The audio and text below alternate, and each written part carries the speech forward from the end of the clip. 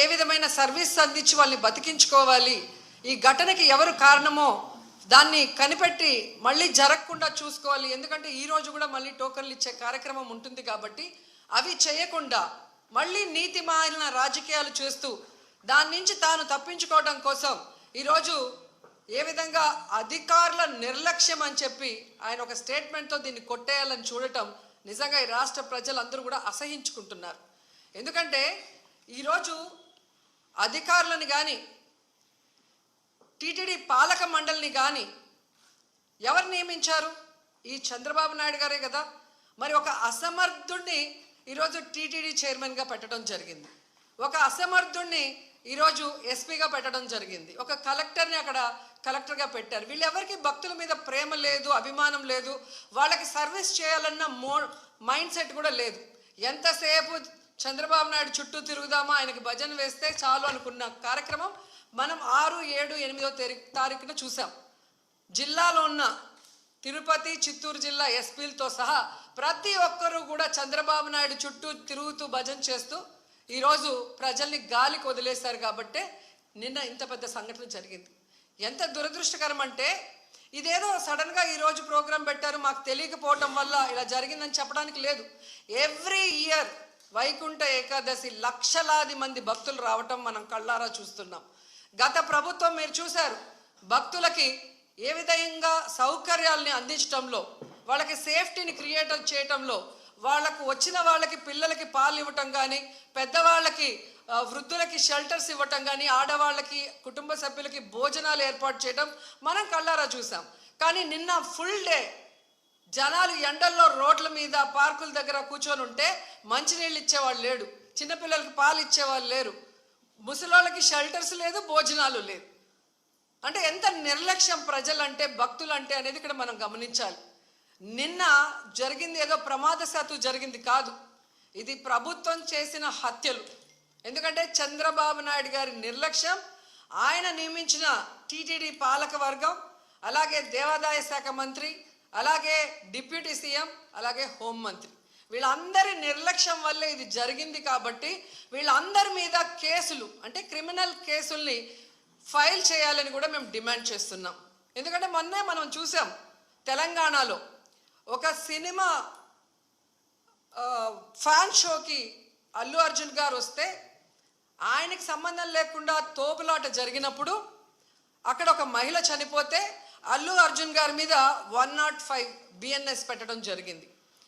మరి అలాంటప్పుడు ఇక్కడ ప్రతి సంవత్సరం లక్షలాది మంది వస్తారని తెలిసి వాళ్ళకి సేఫ్టీ కల్పించి, వాళ్ళకి అన్ని సౌకర్యాలు అందించి, వాళ్ళకి టికెట్లు ఇవ్వడానికి క్యూలో ఏర్పాట్లు చేయాల్సిన బాధ్యత ఉన్న చంద్రబాబు నాయుడు గారి నుంచి, టీటీడీ చైర్మన్, పాలక మండలి నుంచి కింద స్థాయి ఎస్పీ వరకు మరి అందరూ బాధ్యత వహించాలి కదా. కానీ ఈరోజు ఎంత దురదృష్టం అంటే, ఇది పద్మావతి పార్క్లో 5 మంది చనిపోయిన ఆ ప్లేస్లో జరిగిన FIR. దీంట్లో 105 పెట్టాల్సింది వీళ్ళు 194 BNSS పెట్టారు. అలాగే విష్ణు నివాసం దగ్గర ఒకరు చనిపోయారు, దానికి కూడా 105 పెట్టాల్సింది 194 BNSS పెట్టారు. అంటే ఇది ప్రమాదవశాత్తు జరిగింది, ఏదో జారి పడిపోయి తొక్కిసలాట జరిగింది, దీంట్లో ఎవరు కూడా కావాలని చేయలేదు, మాకెవరికి దీంట్లో సంబంధం లేదు అని చేతులు కడుగేసే కార్యక్రమం చేస్తున్నారు. ఎందుకంటే వైకుంఠ ఏకాదశి దర్శనానికి వచ్చే భక్తులకి అన్ని సదుపాయాలు కల్పించాల్సిన బాధ్యత ఈ రాష్ట్ర ప్రభుత్వానికి ఉంది. ఈ రాష్ట్ర ప్రభుత్వం ఆ జిల్లా ఎస్పీకి, అలాగే కలెక్టర్కి బాధ్యతనిస్తారు, అలాగే పాలక మండలికి బాధ్యతనిస్తారు. సో వీళ్ళందరూ కోఆర్డినేషన్ చేసుకొని చేయాల్సిన పనిని ఈరోజు వీళ్ళు నిర్లక్ష్యం చేసి 6 మంది ప్రాణాలు బలికొని 34 మంది గాయాల పాలైతే ఎవరికి సంబంధం లేదు, ప్రమాదవశాత్తు జరిగిందని 194 BNSS పెట్టడం ఎంతవరకు సమంజసం? సో ఈరోజు నేను అడుగుతున్నాను, మొన్న విజయవాడలో హైందవ శంకారావం చేశారు, హైందవుల్ని మనం కాపాడుకోవాలి. మరి ఈరోజు ఇంతమంది హైందవ భక్తులు చనిపోతూ గాయాలవుతుంటే ఎక్కడికి వెళ్ళారు ఈ పీఠాధిపతులు? ఇప్పుడు బయటికి రండి, బయటకు వచ్చి తిరుమల పవిత్రతను కాపాడండి, అక్కడ చనిపోయిన వాళ్ళ కుటుంబాలతో మాట్లాడండి, ఆ చనిపోవటానికి కారణమైన ఈ ప్రభుత్వాన్ని, పాలక మండలిని నిలదీసి వాళ్ళ మీద క్రిమినల్ కేసులు పెట్టేంత వరకు మరి ధర్నా చేయండి. ఎందుకు మాట్లాడట్లేదు? అలాగే మీరు మొన్న చూస్తే అసలు లడ్డూలో కల్తీ జరగకపోయినా వీళ్ళు చెప్పిన అబద్ధాన్ని వీళ్ళ కూటమి ప్రభుత్వంలో ఉన్న బీజేపీ మాధవీలత గారు వందే భారత్ ఎక్స్ప్రెస్లో భజన చేసుకుంటూ వచ్చి ఎన్ని రకాలుగా మాట్లాడిందో మనం చూసాం. నిజంగా మీకు దేవుడి మీద భక్తుంటే, భక్తుల మీద ప్రేమ అభిమానం ఉంటే ఈరోజు 6 మంది ఎవరి వల్ల అయితే చనిపోయారో ఈ ప్రభుత్వాన్ని నిలదీయండి. ఈ ప్రభుత్వంలో ఎవరెవరు ఈ చావుకు కారణమయ్యారో వాళ్ళందరి మీద మోడీ గారికి చెప్పి క్రిమినల్ కేసులు పెట్టించండి. అంతేగాని ఈరోజు మీరు పూసుకొని మీరు చేస్తే మాత్రం అది కరెక్టు, వేరే వాళ్ళు చేస్తే తప్పు అన్నట్టుగా దొంగ మాటలు చెప్తూ ఎవరి మీద మా దుమ్మెత్తి పోయాలనుకుంటే ప్రజలు అన్నీ గమనిస్తున్నారు. అండ్ ఈరోజు మీరు చూస్తే మోడీ గారికి కూడా మేము విన్నవించుకుంటున్నాం. మీకు భక్తి ఎక్కువ ఉంది కాబట్టి ఈరోజు తిరుమలలో జరిగింది పూర్తిగా చంద్రబాబు నాయుడు గారి ఫెయిల్యూర్. ఆయన నియమించిన అఫీషియల్స్, పాలక మండలి ఫెయిల్యూర్. సో వీరందరి మీద విచారణ జరిపించి దీనికి ఎవరెవరి నిర్లక్ష్యం కారణమో వాళ్ళందరి మీద క్రిమినల్ కేసులు వేసి వీళ్ళందరినీ లోపల పెట్టాలి. ముందు వీళ్ళందరితో రాజీనామా చేయించాలని కూడా డిమాండ్ చేస్తున్నాం. ఇక హోంమంత్రి గారు ఉన్నారు, ఎప్పుడు ప్రెస్ మీట్ పెట్టి ఎవరి మీద దుమ్మెత్తి పోద్దామా, ఎవరిని మాట్లాడదామా అనుకుంటున్నారే తప్ప వీళ్ళు వచ్చిన తర్వాత ఈ రాష్ట్రంలో లా అండ్ ఆర్డర్ ఎలా దిగజారిపోయింది, మహిళల మీద ఎలా అఘాయిత్యాలు అవుతున్నాయి, ఏ విధంగా మనుషులు చనిపోతున్నారు తోపులాట్లో పోలీసుల నిర్లక్ష్యం వల్ల, వీళ్ళకి కంట్రోల్ లేదనేది స్పష్టంగా అర్థమవుతుంది.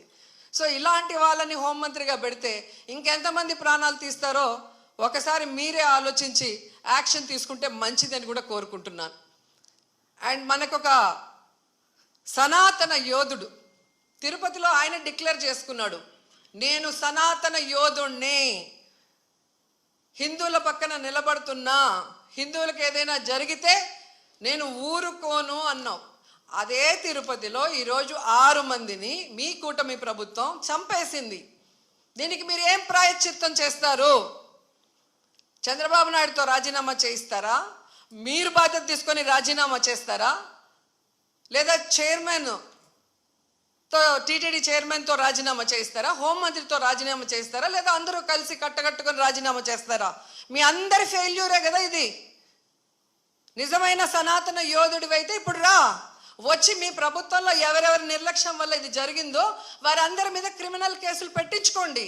అంతేగాని ప్రమాదవశాత్తు జరిగిందని 194 BNSS పెట్టేసి చేతులు దులిపేసుకోవాలంటే మాత్రం వదిలే ప్రసక్తే లేదు అని కూడా ఈ సందర్భంగా తెలియజేసుకుంటున్నా. అండ్ చంద్రబాబు నాయుడు ఆయన లెగ్గు మహత్యం ఏంటో కానీ ఆయన ఎప్పుడు అధికారంలోకి వస్తే అప్పుడు ఈ రాష్ట్రంలో మనం ఎన్నో చావులు చూడాల్సి వస్తుంది. గతంలో గోదావరి పుష్కరాలు ఈయన పబ్లిసిటీ పిచ్చి వల్ల ఇలాగే గేట్లు తెరిచి జనాలు తోసుకొని ఒకరి మీద ఒకరు పడి 29 మంది చనిపోయారు. మొన్న ఈయన ముఖ్యమంత్రి అయిన వెంటనే ఈయన నిర్లక్ష్యం వల్ల, ఈయన వైఫల్యం వల్ల దాదాపుగా విజయవాడ వరదల్లో 60 మందికి పైగా చనిపోయారు.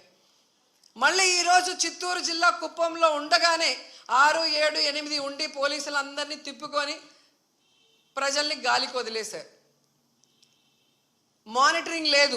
ఇన్ని లక్షల మంది వస్తున్నారు, వీళ్ళకి ఏం సదుపాయాలు చేశారు, వీళ్ళకి ఎలా టోకన్స్ ఇస్తున్నారు, ఎక్కడ క్యూ లైన్స్ ఇచ్చారు అనేది ముఖ్యమంత్రి పట్టించుకోడు, చైర్మన్ పట్టించుకోడు, ఎస్పీ, కలెక్టరు, అలాగే ఎండోమెంట్ మినిస్టర్ ఎవరు పట్టించుకోరు.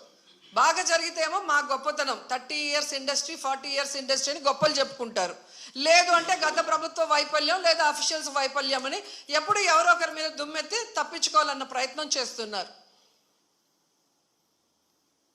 ఇది సీరియస్గా తీసుకోవాల్సిన ఇష్యూ. ఈ చంద్రబాబు నాయుడు గారి వైఫల్యం వల్ల, అసమర్థ వల్లే ఈరోజు ఇంతమంది చనిపోయారు. ఆయన నియమించిన వాళ్ళు ఎవరైతే ఉన్నారో వాళ్ళందరి నిర్లక్ష్యం వల్ల